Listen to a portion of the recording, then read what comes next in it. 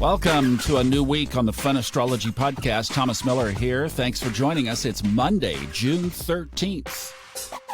You know what we have tomorrow, don't you? Oh, getting it warmed up. We'll do the big one tomorrow.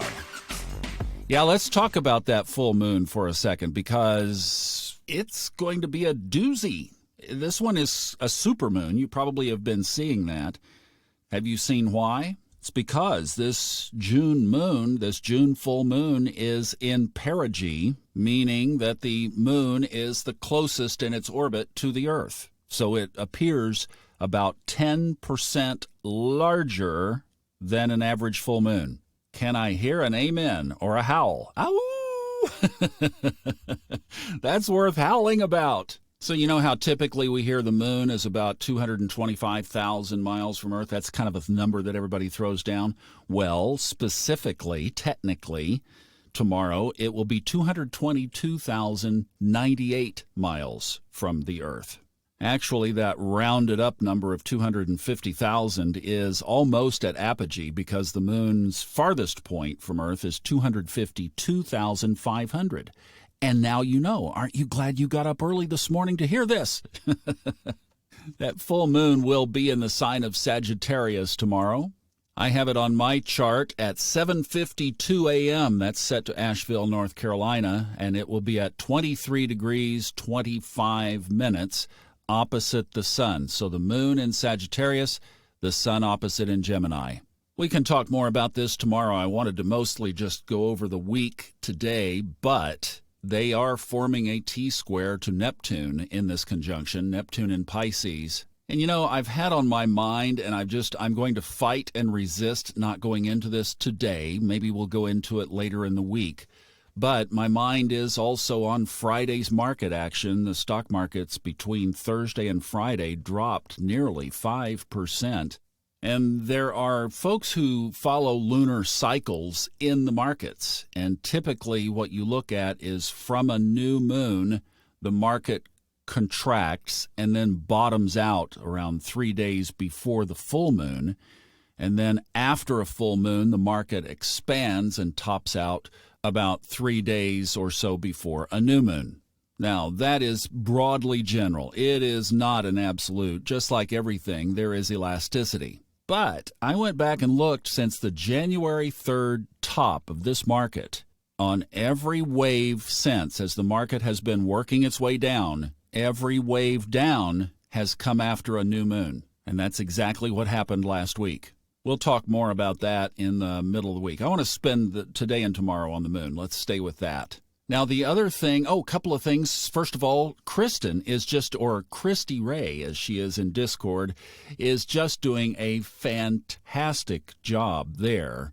So if you kind of like what we're doing here, she is picking up the conversation and continuing it in our Fun Astrology Discord channel. She's doing a far better job than I ever could and is really engaging around all kinds of topics in there. And she has other categories listed out. I mean, it is fantastic.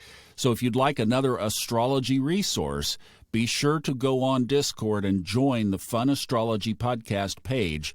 She'll pick it up and take it from there, but you can join in that conversation. It's really cool. Kristen, you're doing an amazing job, girl. Thank you. I know a lot of you have left questions for Robert Glasscock on SpeakPipe, and those we are working our way through them, so we will get there. Now, Mercury, coming out of retrograde, re-enters its home sign of Gemini at 11:25 this morning. I am a Gemini rising, and I am glad to have my chart-ruling planet back home, even though it's going to just be a fast 3 weeks. I mean, it mashes the gas and moves right on through. About 3 weeks, it'll be in there. But this is a really wonderful time, as we talked about when it moved in there the first time, for inspirations, for just going out, like I like to go hit the hiking trail. But whatever you do, go to the gym, go jog, go do yoga, go get a massage, whatever it takes to get you in that meditative, kind of zoned out state, is your mind will be communicating, certainly aggressively, but if you have it under control, you can really get some good inspirations during this time. All things communication, full green light, go, mash the gas. Now, since Mercury rules knowledge, education, facts, the accumulation of facts, etc., I find it interesting that as it crosses into Gemini today, it will enter in a separating square from Saturn, which is in retrograde, and a separating trine from Pluto, also in retrograde. So if you look in your software, you'll see kind of a V-shaped aspect coming off of Mercury, both going to Saturn in Aquarius and then next door in Capricorn, Pluto.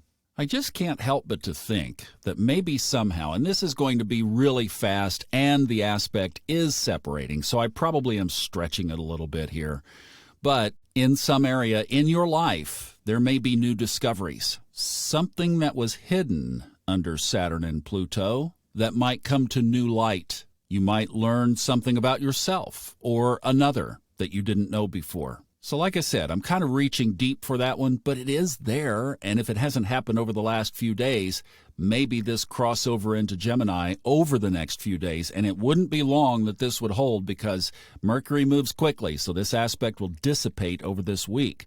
But just keep an eye out for that. You might learn something new. So in the meantime, communicate. Head over to Discord and check out, say hi to Kristen over there, Christy Ray, and tell her what a great job she's doing. And we'll see you back tomorrow for You Got It. Ow! Have a great Monday.